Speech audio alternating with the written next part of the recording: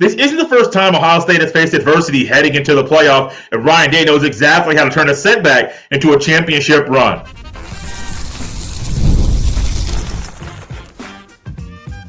You are Locked On Buckeyes, your daily podcast on the Ohio State Buckeyes. Part of the Locked On Podcast Network, your team every day.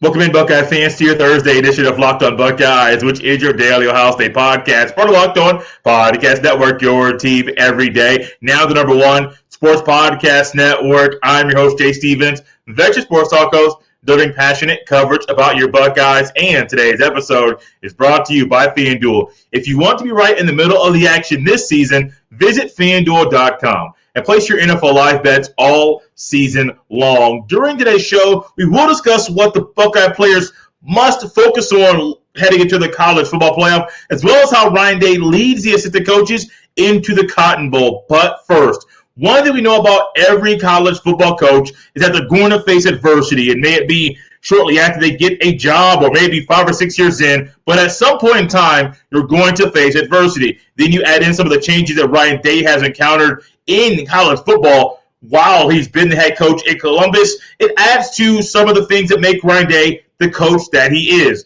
And the Buckeyes, once again, are heading into the college football playoff facing adversity and a major setback. Last year, it was a 13-10 loss to Michigan. This year, it was a 13-10 loss to Indiana in the Big Ten championship game. Both losses sting. They sting for different reasons, but those losses don't have to get in the Buckeyes' way of pursuing another national championship, and this is, in a weird way, familiar territory for Ohio State. Think about what happened in 2020. You had the COVID year. You had 3 of the 8 games that the Buckeyes were scheduled to play in the regular season canceled. You go into the playoff. You beat the brakes off Clemson, and then go into Alabama. There were some setbacks. There was also some COVID issues Ohio State had, and Ryan Day had to go into a game in a weird year where he wasn't at full strength in the national championship. The next 4 years had some unfortunate losses in those years. A couple to Oregon, 4 to Michigan, 1 to Georgia, 1 to Missouri, and you're like, dude, what is going on with this coach? But then you realize last year, after the 4th loss to Michigan, Ryan Day figured it out. He figured out how to overcome some setbacks and some adversity that maybe he even had. Maybe he caused it, maybe he didn't, but he figured out how to get over the hump. And that gives me a lot of courage and confidence that Ryan Day is going to do it again. He has a talent. It's clear that Ohio State has one of the most talented rosters in the country. You may want to say the most talented roster. You can look at offensive line, D-line, LBs, or RBs, whatever the case may be. Look at all the teams in the college football playoff. You could say Ohio State is more talented. I don't think anybody watching the game against Indiana will sit out there and say, well, Indiana's more talented than Ohio State. I don't think anybody would say that at all. I think Ohio State's linebackers are better. I think their D-line, I know what happened in that game. A lot of that was Ohio State's issues, but I think Ohio State's D-line is out of this world good.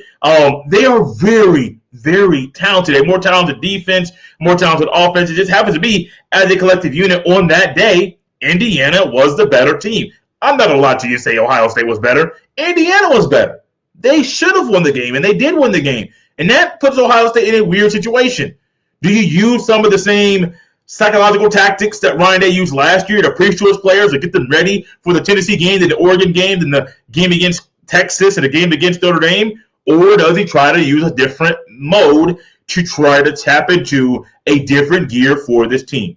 The one reason that I think some people may want to push back against being confident in Ohio State going into the college football playoff is that Ryan Day all year has said, we are going to put our foot on the gas at the time is right.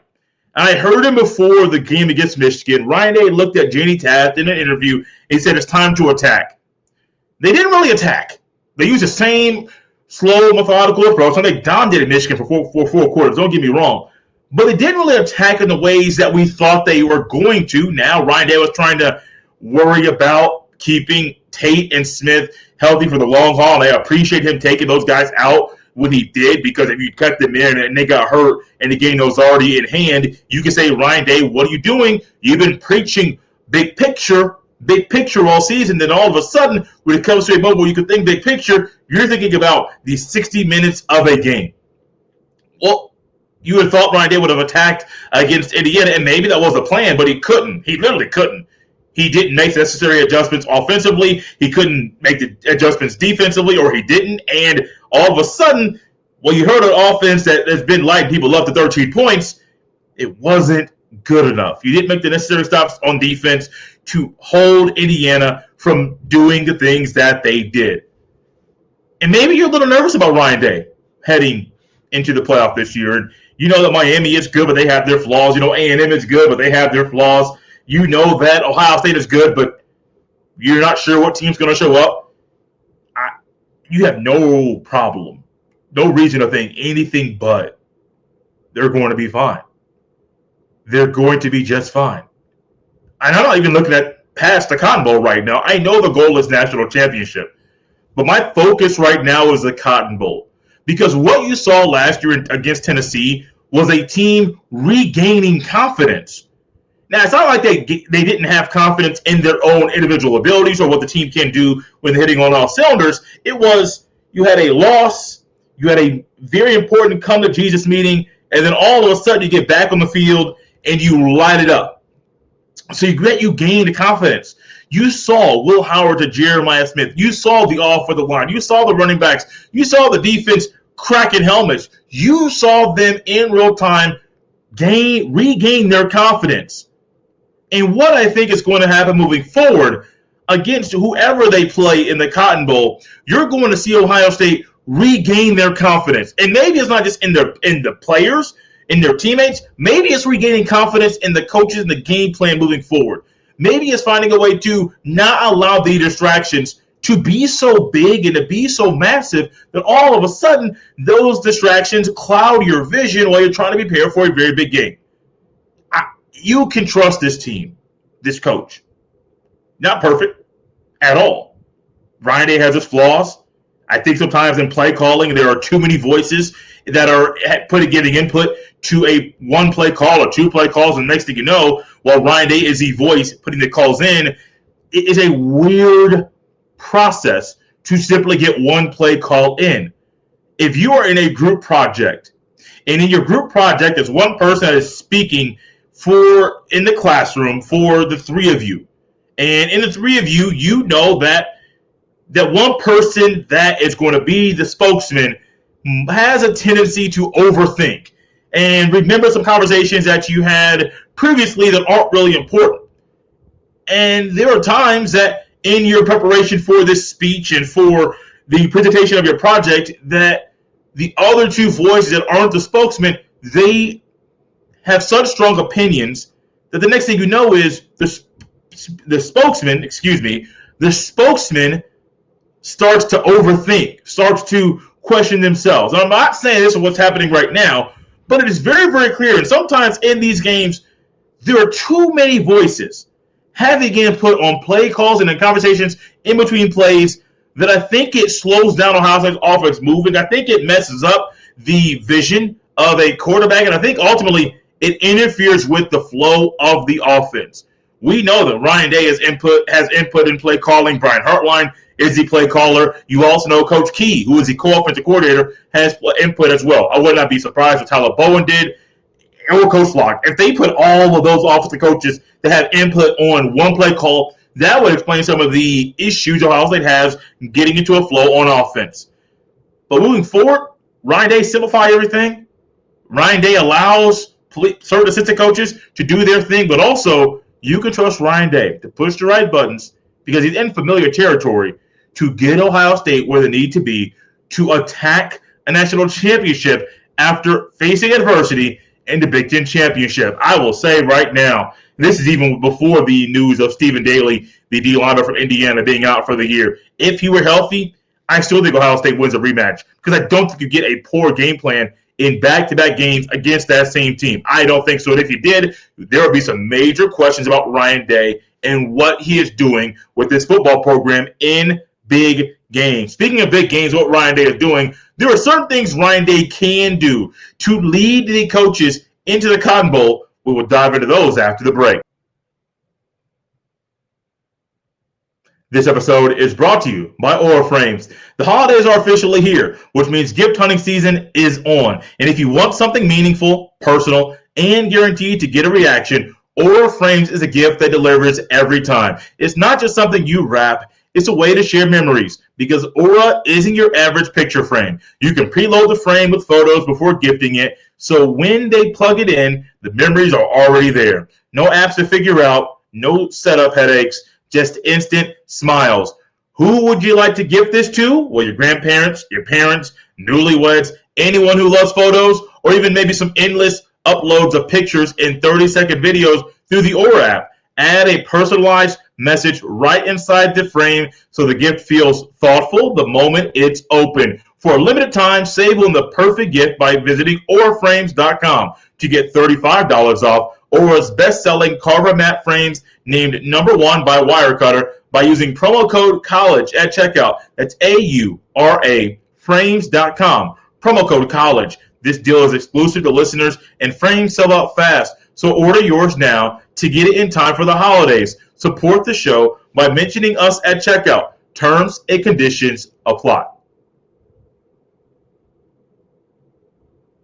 Thank you all for tapping Locked On Buckeyes and making this show your first listen of the day. And thank you for making Locked On the #1 sports podcast network. If you're a true diehard Buckeyes fan, the Everyday or All Access tier is built for you. You'll get one-on-one text access with me, all access episodes, an exclusive newsletter, and a 15% discount to the Locked On merch store. Head to lockedonbuckeyes.supercast.com. Once again, head to lockedonbuckeyes.supercast.com to join the Everydayer Club and unlock all access. You can also find the link in the show notes. Ohio State being in familiar territory is weird and it's not a fun thing to think about, but it also is something that you can lean on Ryan Day's expertise and some lessons Ryan Day has learned along the way to help lead the coaches into the Cotton Bowl. Because not only are you trying to focus on the 85 plus, 100 plus players that are on the roster, you got to lead these coaches too. Because Tyler Bowen was not here last year. Brian Hartline was not calling plays last year. Brian Hartline wasn't playing double duty between being the OC and receivers coach and being the head coach of the South Florida Bulls. He wasn't doing that. You have Matt Patricia, Jim Knowles. Jim Knowles off to Tennessee. You have Matt Patricia, now the defensive coordinator. You have some promotions and different things on the defensive side of the ball. There are different things going on with this team this year with the coaching staff that are different than last year. Not only is the dynamic different, there are different faces, they're in new places, and that may make some of you a little bit nervous, but I don't think anybody all season has been a little bit worried about the assistant coaching staff at all. I don't think you have. If you have, it's been, well, why are you playing certain guys? And maybe that's a Ryan Day decision. Maybe it's not the position coach. Just think about that. Some of the things where it comes to loyalty, or if it comes to one guy playing a little bit more and they're not pulling the plug on certain things, that's been a tendency of Ryan Day since he got to Columbus, Ohio, since he got promoted to being head coach.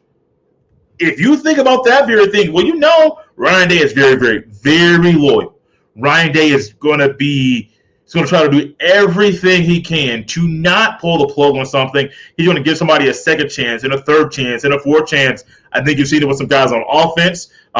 Didn't really last that long on defense. I think when it comes to the defensive side of the ball, Matt Patricia realizes you might have to send somebody to get the best out of the unit. And Edric Houston has not been a consistent starter. I don't think it's an indictment on Houston. I just think that his development has been a little bit slower. And Talbot Jr. has been pretty good. So I'm not upset with the rotation on the interior of the D-line. The loyalty has been on offense. I get it. I understand why he does it. I don't agree with it. But I do agree with Ryan Day pushing all the right buttons and being all over these assistant coaches and making sure that they are on top of everything. Making sure that when it comes to dotting the I's and crossing the T's and making sure that in the meetings they're hitting the necessary points so that the players are understanding where they're moving and why certain decisions are being made, because it's a one-game season. It's a one-game season. You can't act like you have a game in the national semifinal and a game in the national championship already put in paper and put in pen on paper on your calendar. No, you can't do that. You have to treat this like this is it. This is it. You can't go into this if you're Ryan Day thinking, well, I can be lax on these guys. We're going to have them for a couple more games. No. You earned the bye. You earned the one skip that you have in the playoff. That's it. There is no, oh, we're going to jump you. No, no, no, no, no. This ain't one of them games we played as kids where you can jump people and go around and try to maneuver your way around the board to make sure you win. No, no, no, no, no. You got a roadblock. And the roadblock leads you to Dallas, Texas, and Jerry's World. And if Ryan Day does not look at all these assistant coaches and say, you have a job and do it. Remember what we got from Ryan Day after the Oregon loss last year. It's unfortunate that it takes losses for people to make the changes that should have been made a few weeks ago or a few months ago. But last year in the loss after the loss against Oregon, remember, there were numerous conversations and numerous reports about what was going on behind closed doors between Ryan Day, Jim Knowles, and the defense. The offense had been a little bit of an issue in that game, but if you think you score 31 points, you're probably going to win most games, but you need to score two more points to win that game in regulation. It didn't do it, and a lot of it was because the defense gave up numerous big plays. Dylan Gabriel threw I think a couple touchdown passes out pretty deep. He ran one into the right side of the end zone. I still remember right now as I'm speaking, the look on his face, and then when he went to the end zone and the celebration that he had after crossing the goal line, Ryan Day said, we got to change something. And Ryan Day spent 2 weeks in defensive meeting rooms and watching film and making sure everybody was on the same page and that the necessary changes were being made. Ryan Day understood all of that. He did. And also, Ryan Day understood all of that. What you're going to find right now is that he should do the same thing. So I got a lot of texts coming in right now about this whole Michigan thing and Shromo being fired, and my buddy that does play-by-play just said typical Michigan, and I'm like, yeah, that's typical Michigan. But my thoughts right now about Oregon and this whole Michigan thing, but Ryan Day spent a whole lot of time in those meeting rooms and discussing what needed to happen moving forward. Now, we remember the Nebraska game and how that was a weird game. Just saying the Buckeyes didn't have any juice. But moving forward, after that, they re-engineered the defense in the middle of the season, and it worked to perfection. That should happen moving forward. Not re-engineering, but making sure that Ryan Day spends more time in the meetings and more times on game plans and making sure that even Patricia understands what Ryan Day demands. Not expects, but demands from him in these games. Patricia has been with a really good boss in Bill Belichick, a no-nonsense kind of guy. Same kind of mindset Ryan Day needs to have, a no-nonsense where you know what's happening right now isn't good enough and it has to change. We have overlooked certain decisions and certain personnel changes that should have been made weeks ago and months ago. We can't overlook them anymore. They must be made now. And if there are things on defense or even on offense, whatever the case may be, you must not overlook any more changes. You must make the changes now. Because if you overlook them, the thing that we don't want to happen could become a reality. And there's Ohio State losing in the Cotton Bowl in the season ending right when the clock turns to 2026. I had PTSD when they announced that Ohio State was playing in the Cotton Bowl on New Year's Eve. I knew when they didn't win the Big Ten title, they would not be in the Rose Bowl, which is where I preferred Ohio State to be. The Rose Bowl is the granddaddy of them all. It is my favorite bowl game. But when you said Cotton Bowl, New Year's Eve, 7:30 p.m. Eastern Time kickoff, I immediately had a flashback to the Noah Ruggles kick to Georgia winning that game, and I don't want to have a show like that after this game in the Cotton Bowl, which adds to why Ryan Day should do what is expected of him and have the coaches on the same page heading to the Cotton Bowl in Jerry's World. Speaking of being on the same page, the players themselves must be on the same page, and there's one thing they must do heading into the Cotton Bowl in AT&T Stadium. This episode is brought to you by FanDuel. NFL Sundays move fast. One big play, and suddenly everything feels different. That's what makes live betting with FanDuel so exciting. You're not just watching the game, you're reacting to it in real time. With FanDuel, you can place bets as the action unfolds. Every drive, every momentum swing, every highlight moment. Live betting is best when the game starts to shift, a receiver gets hot, a defense tightens up, or the momentum flips after a turnover. FanDuel lets you jump into the moment. Live spreads and money lines adjust instantly. You can bet next touchdown scores, drive results, totals, and more. It keeps you locked into every snap, every drive, every possibility. So if you want to be right in the middle of the action this season, visit FanDuel.com and place your NFL live bets all season long. FanDuel, the game moves fast, and so can you. Let's go back to the beginning of the season where Ryan Day was addressing the media and discussing some things that had the players buzzing in the locker room about what they wanted to do in 2025. And it's not so much a fall camp conversation. This is a conversation that dates back all the way to March. So I know our brains are focused in winter and maybe even some snow coming and inclement weather. Let's go back in time a little bit because Ryan Day discussed how this team is attacking a national championship this year. They are leaning on what the 2024 team did, where a lot of those guys were on that team. They're not leaning on that and leaning on the success of that team. No, they are trying to attack a national championship. And that went so deep to tearing down or taking down some national championship banners that the team had put up from last year and trying to take some of the memorabilia and the signage away. So the players on the team are focused on putting up banners of their own, not leaning on the banners that came up from last year. And it was a weird thing to hear because it's not normal talk of a team that just won the national championship. They're trying to celebrate and maybe sometimes lean into what happened. But no, Ryan Day, Caden Curry, Caleb Downs, Sonny Styles, those leaders on the team said, no. We are attacking a national championship. And all year long, it seemed like that is what this team has been doing. That's been their focus. As frustrating as it has been at times, they've still been dominating opponents. And it's no reason to think they're not going to attack one right now. But when you attack a national championship, you may face some adversity. You may have some obstacles come up along your way that you didn't expect to be there. And when those obstacles come up, and maybe you didn't expect them to be there, what can you do? Find a way to jump over said obstacle, go around the obstacle so that you can keep attacking a national championship. And it starts with the leaders. Julian S, a Heisman finalist. Jeremiah Smith might win the Biletnikoff. The AP Defensive Player of the Year in Caleb Downs. Sonny Styles, Alvaro Reese, Jermaine Matthews Jr., Igbinosa, guys that are AP first and second team players. It starts with them. It starts with your leader, your leaders.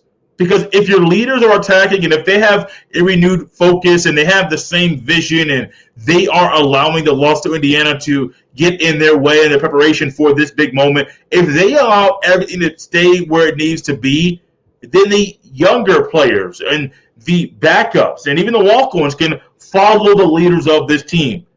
Julian said is a phenomenal leader. We may have to dive a little bit deeper into saying, not saying we might have to, we are going to at some point, dive deeper into saying and try to discuss what is coming to. Wow, this is getting crazy. I'll dive into that in a second. What he needs to do moving forward. We'll look at this now. My phone's been blowing up the whole show. I just got a report, a text in that Sharon Moore has been detained by police and is under investigation for potential charges hours after Michigan fired Sharon Moore for an inappropriate relationship. Talk about a tale of two programs.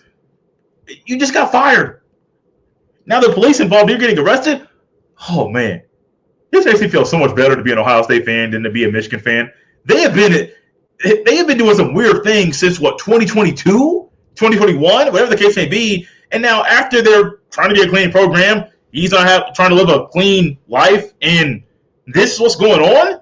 My goodness. We're talking about the players attacking a national championship, and he's doing some stuff he shouldn't be doing. What the Buckeyes should be doing, I had to fit that in there some way, is doing what Sayin has been doing the entire time. If you look at this young man when he talks, he stands up. He doesn't have any nervous energy. He looks you in the eye, and he answers your question, honestly, every time. And that's the kind of leader that Ohio State needs heading into a game in the Cotton Bowl. It is not a new area where he hasn't played there, where where he's played there. He's been on the field. He's been in the Cotton Bowl last year. So he knows the lay of the land. And also, he knows what clicks with this. He knows what clicks with this offense. He understands that if he does his job and he puts the offensive players in the right positions for them to do their jobs, the offense can score 35 to 40 points against almost anybody in the country. And that's not just me being an Ohio State person. They're putting up 35 plus and moving very, very slow.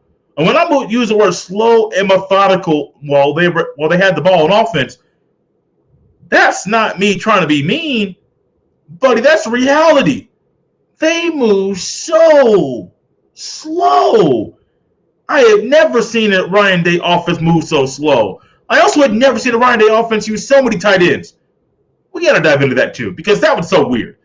But this offense moves so slow, and Sam wasn't fazed by the occasional tempo call to go a little bit faster. No, it wasn't. Actually, the offense does better when it's going up a little bit faster, similar to last year's.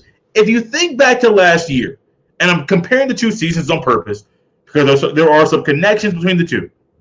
Last year's offense looked really good when it went fast. But then all of a sudden, when they went slow, there were some issues, there was some clunkiness, and it just didn't feel right at times. This year's offense, when they occasionally go fast, they're pretty good until they get to the red zone, and all of a sudden everything goes crazy. But man, when they're moving and going a little bit faster, they are moving at the right pace. They have ways to slice and dice you all up and down the field. And I hope when it comes to Ohio State attacking a national championship and Ryan Day putting his foot on the gas, that this offense goes faster. Because a faster offense with elite players all over the field, it's very hard to stop. And I don't know. There may be only one team in the country when they're fully healthy that can stop Ohio State, and they're not fully healthy, so I don't know what to say. I don't know if there's a team right now in the playoff, but there are 12 teams that can stop Ohio State when they're hitting on all cylinders and going faster. I don't know. And I say that knowing Stephen Daly is likely out for the college football playoff. He suffered an injury, I believe, while celebrating after winning the Big Ten title. So tough way, weird way to win get ruled out and be injured for the playoff. I mean, Ohio State's been there. Not so much after celebrating a win. It was in the national championship. Go back to Ted Ginn Jr., first thing that popped into my head. Homie ran a kickoff back for a touchdown and then hurt his leg in the end zone while celebrating. It happens. It happens. And if the same thing happens for Indiana, it happens to Ohio State, Indiana's not going to win the national championship, which allows Ohio State to have a better chance to win the Natty this year. Attack, over and over and over. Continue attacking a national championship. The same way you attack them weights in the offseason, attack them now. The same way that this team is pushing each other to be the best they can be, continue to do that now. Continue to keep your focus on attacking a national championship. Because if you do that, the Buckeyes will hit the Hurricanes or the Aggies so hard that they will not know how to overcome that hit. Keep attacking every single day, and the Buckeyes will be in a good spot to accomplish the goal that they set out in 2025. Thank you all for tapping in Locked On Buckeyes and for making this show your first listen of the day. Make sure to subscribe and follow Locked On Buckeyes so you get all the latest episodes. Did Locked On Buckeyes make your Spotify Wrapped?